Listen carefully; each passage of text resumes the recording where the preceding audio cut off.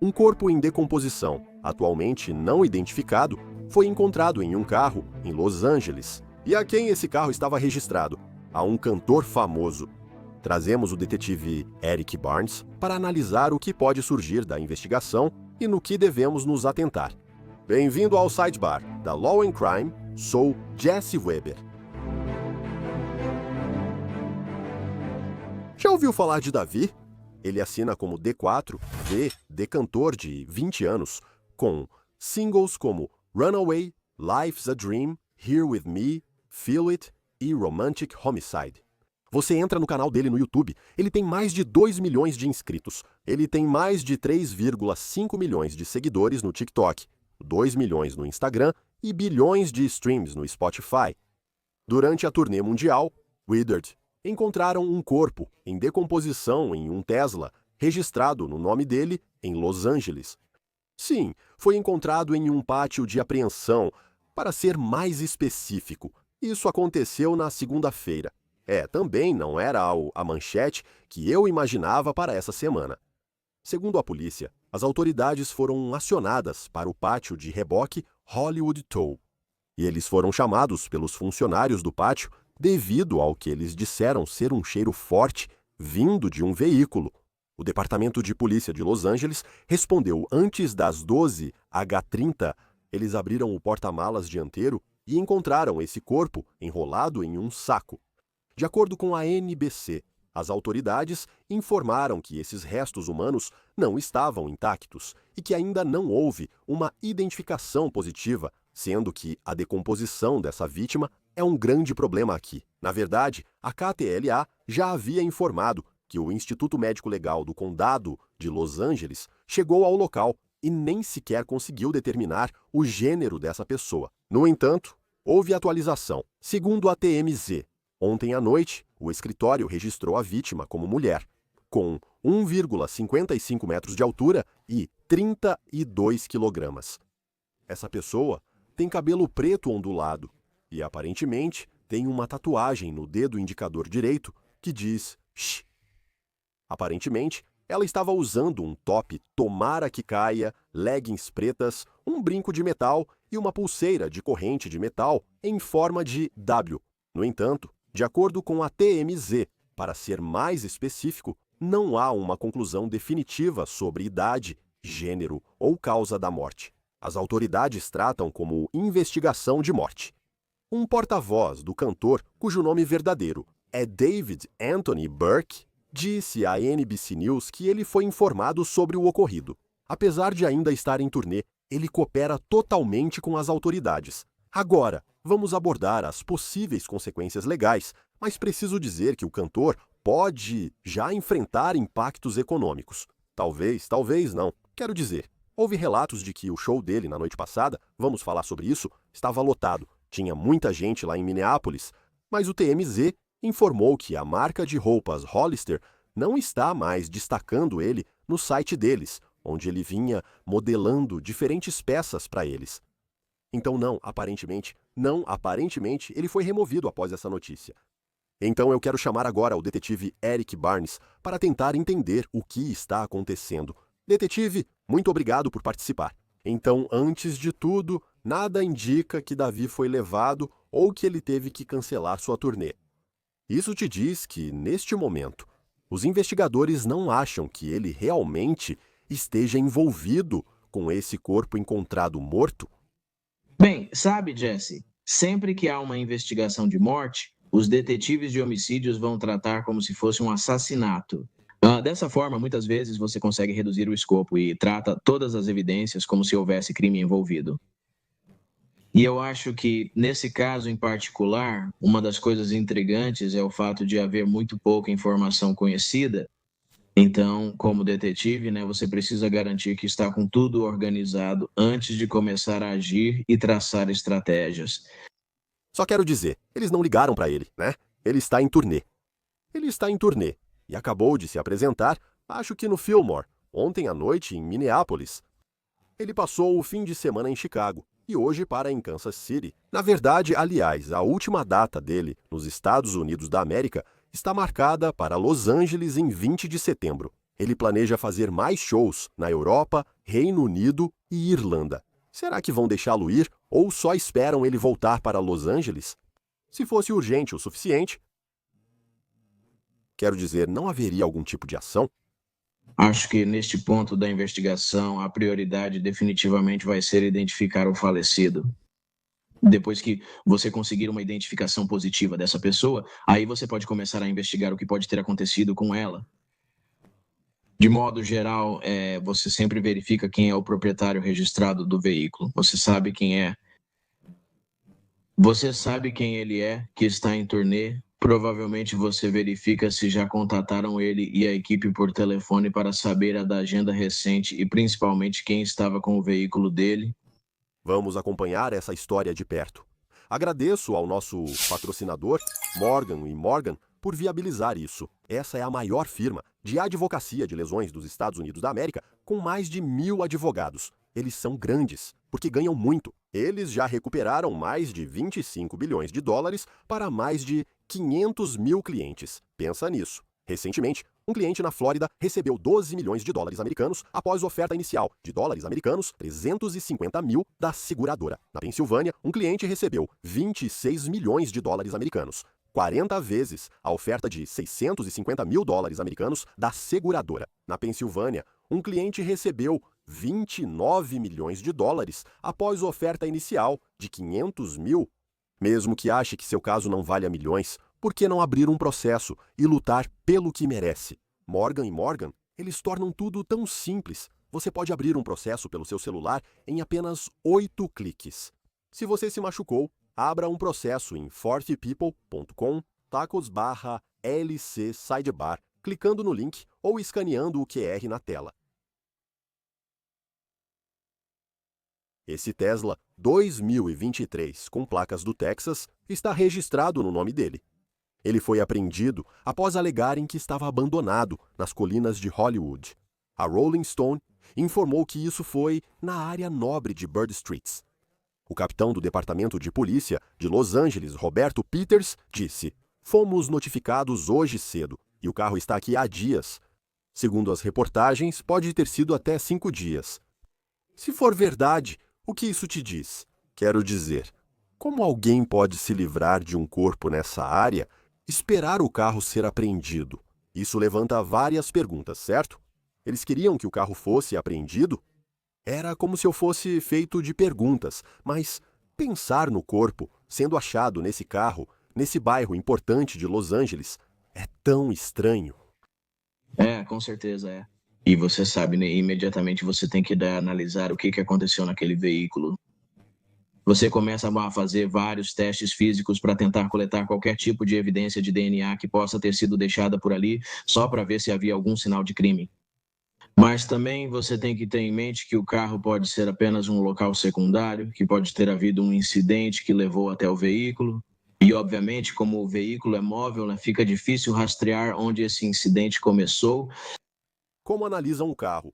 Procuram impressões digitais, DNA e a sequência dos eventos. O que fazem? Esse carro, neste momento, é a peça de evidência mais importante que eles têm. Você vai levar o tempo que for necessário antes de fazer qualquer outra coisa. Você vai basicamente parar tudo de repente e agir em um ritmo de tartaruga, procurando por impressões digitais, qualquer vestígio de sangue, também qualquer tipo de DNA que possa ter sido deixado, seja cabelo, folículos, talvez unhas, esse tipo de coisa. Qualquer coisa que possa te dar alguma ideia, né, de que houve uma luta ou se alguém sem querer deixou algo para trás. Eles estão conseguindo. Eles estão analisando as imagens das câmeras de segurança agora para ver onde o carro estava. Quero dizer, como eles rastreiam os movimentos do carro. Eles conseguem. Eu ainda não tive a oportunidade de trabalhar em um caso envolvendo um Tesla, mas pelo que eu sei sobre os Teslas provavelmente são os veículos mais amigáveis para os investigadores trabalharem. Eles armazenam muitos dados. Esse carro é um computador e um veículo. Então vai haver 1 tonelada de informações armazenadas na placa de memória desse carro. Além disso, câmeras dos Teslas já ajudaram detetives de homicídio a resolver casos no país. Então vai ser muito interessante ver o que eles vão conseguir obter desse veículo. Mas, em termos de uma varredura tradicional, normalmente, neste ponto da investigação, os detetives vão basicamente de porta em porta, de quarteirão em quarteirão, procurando por qualquer câmera de campainha Ring ou estabelecimentos comerciais que possam ter imagens de vídeo para ver o que estava acontecendo com esse carro nos dias que antecederam a descoberta do corpo. E eu vou falar mais sobre o corpo em 1 minuto. Eu só quero focar nesse carro por 1 segundo. Então, por que teoricamente abandonar o carro e não se livrar dele? Por que deixá-lo lá, para ser potencialmente guinchado? É uma questão de tempo? Houve algum conflito? Talvez seja difícil. Penso no que seria preciso para alguém colocar um corpo no porta-malas de um carro e quem teria meios e oportunidade para isso. Mas então eu também penso, por que deixá-lo lá, para que ele possa ser apreendido e processado? Com as informações básicas conhecidas até agora, o assento encontrado no veículo parecia ser de uma pessoa muito pequena. 70 libras não é muito pesado.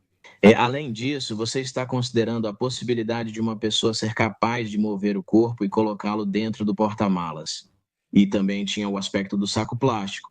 Sabe, se você vê alguém carregando um saco de lixo no meio da noite, isso realmente não vai levantar suspeitas. E eu acho que, sabe, esse é um daqueles casos em que os crimes muitas vezes acontecem por impulso, e então você não tem tempo para planejar as coisas do ponto de vista criminal. Quando a coisa desanda, ela realmente desanda. E você meio que é forçado naquele momento a bolar a melhor estratégia possível. E às vezes essa melhor estratégia possível te deixa num momento de eu não sei o que fazer agora. Acho que foi isso que aconteceu com esse veículo. Enquanto decido o que fazer, talvez seja melhor deixá-lo no porta-malas deste carro. E ainda estamos tentando entender o que está acontecendo aqui. Aliás, quero dizer, você tem que reconhecer esses trabalhadores que sentiram um cheiro estranho. E aliás, eu odeio perguntar isso, mas acho que é importante. Esse cheiro é diferente de corpo morto? Sim, depois de sentir esse cheiro uma vez, você o reconhece imediatamente quando acontece de novo.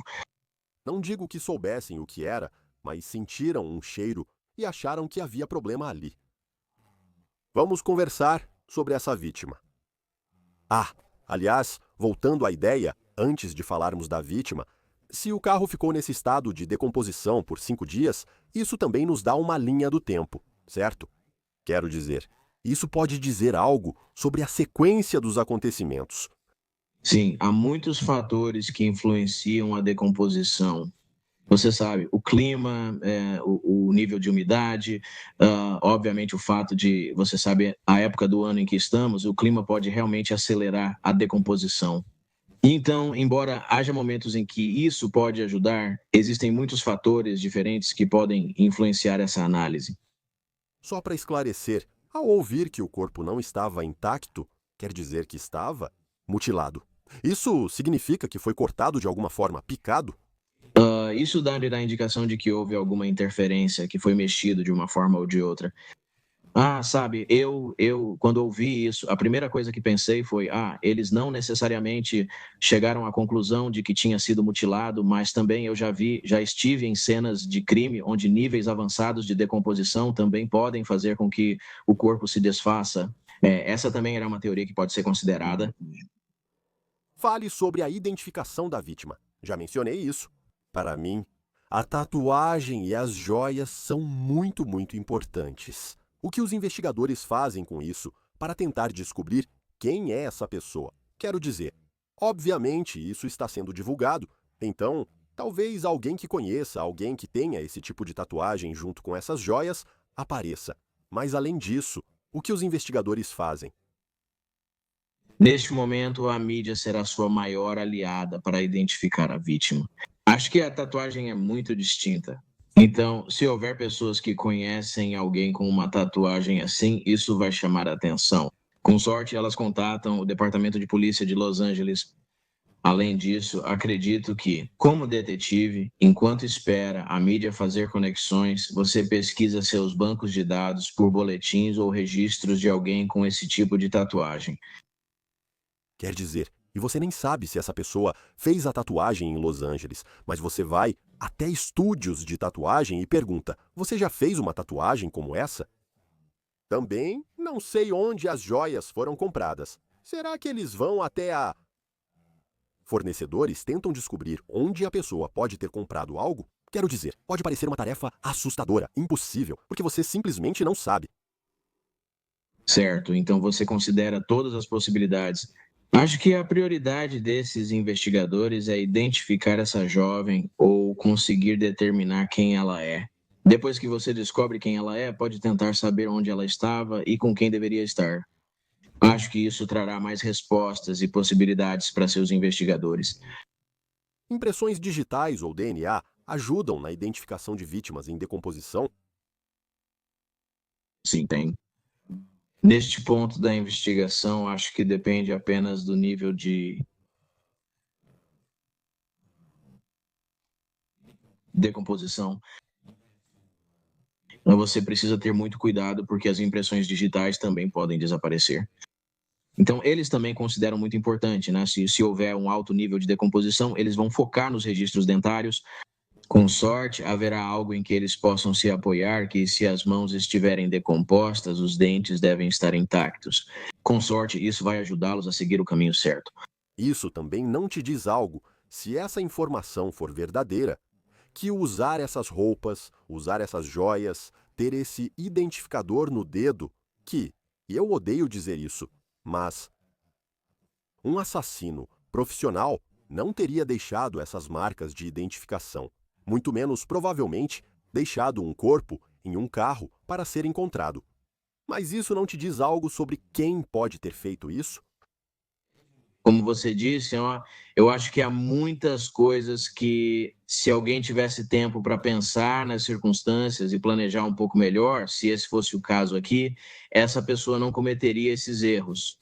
Sabe, deixar um carro abandonado na rua, especialmente em uma área muito movimentada com zonas de reboque, você sabe que esse carro vai ser descoberto em algum momento. E também com pessoas que podem estar passeando com cachorros ou saindo para se exercitar, sabe, o cheiro vai acabar revelando que tem um corpo escondido dentro desse veículo. Então, eu acho que houve muita pressa e julgamento ao tomar decisões nessa situação. Sem entrar em teorias da conspiração, mas sempre há a possibilidade de que quem fez isso quisesse que o corpo fosse encontrado. Se David não tem ligação com isso, pode ser que alguém tenha colocado o corpo no carro dele. Ele não sabia quem dirigia. Alguém acessou o carro. Será que ele está respondendo essas perguntas às autoridades? Quem teve acesso ao carro? Você conhece alguém que o dirigiu? E se existe ou não uma situação em que quiseram lançar suspeitas sobre ele? Não estou fazendo teoria da conspiração, mas, de novo, estou tentando equilibrar tudo isso, sabe? Ele está cooperando, ele ainda está em turnê. Eles podem não acreditar que ele está envolvido. E isso faz parecer que talvez outra pessoa estava tentando incriminá-lo ou lançar suspeitas. Eu estou pensando nisso do jeito certo? Com certeza. Acho que o que torna uma investigação e um investigador bem-sucedidos é não descartar nada até eliminar todas as possibilidades. Eles ainda têm muito trabalho, analisando todas as possibilidades do caso. Eu acho que se eu fosse o David ou o porta-voz dele, eu ia querer cooperar ao máximo com a polícia, porque a última coisa que eu quero é que ele seja prejudicado socialmente e comece a perder fãs por causa de qualquer suspeita sem fundamento. Aliás, do ponto de vista legal, eu já vi casos antes em que corpos são encontrados. E se eles estiverem em um estado de decomposição tão avançado ou o corpo estiver mutilado de tal forma, pode ser difícil determinar a causa da morte ou a maneira como a morte ocorreu. Alguém pode ser acusado de adulteração de provas ou ocultação de cadáver, sem necessariamente ser acusado de assassinato. Podem haver outras circunstâncias que sustentem isso. Mas se você não tiver essas respostas do próprio corpo, pode ser que a pessoa tenha sofrido uma overdose. Pode ser que a pessoa tenha escorregado e caído. Pode ser qualquer um. Há vários cenários diferentes. Aí alguém entra em pânico e reage fisicamente. Você nunca sabe. Legítima defesa. Então, se o corpo está tão decomposto, isso pode ser um problema para uma possível acusação, certo? Sim, acho que isso definitivamente apresenta alguns desafios, porque você não tem os testes disponíveis que normalmente são feitos quando você tem uma cena recente ou uma vítima recente. Concordo que o que você mencionou sobre overdose foi muito interessante. Já trabalhei em várias cenas de overdose onde todo mundo estava festejando à noite. As pessoas vão dormir, meio que desmaiam. E quando acordam, alguém já faleceu. Então, a última coisa que eles querem fazer é ligar para a polícia e dizer: olha, a gente estava usando drogas. Então, você tem um processo de limpeza que acontece. E isso também, eu acho, pode ser uma situação muito viável aqui, dependendo das informações que surgirem. Sim, só para deixar claro, estou especulando, não sei. Só tento analisar cenários enquanto tentamos entender isso em tempo real. Você acha que eles estão investigando David? Eles estão seguindo ele? Acredito que para rastrear comunicações seria necessário um mandado. Você acha que estão vigiando ele sem que perceba? Eu acho que neste ponto, obviamente, o fato disso ter acontecido, que um corpo foi achado no carro dele. Acho que nesta altura ele já sabe que está sendo investigado pela polícia. E eu acho que a maneira como ele pode mostrar que não está envolvido é cooperando totalmente com as autoridades, o que parece que está acontecendo em algum nível. Mas eu acho que neste momento, né, o principal foco desses investigadores é apenas identificar a vítima. Você precisa considerar onde a vítima estava, o que fazia e quem a acompanhava por último. Acho que isso evita que você siga muitos caminhos errados. É um caso realmente angustiante.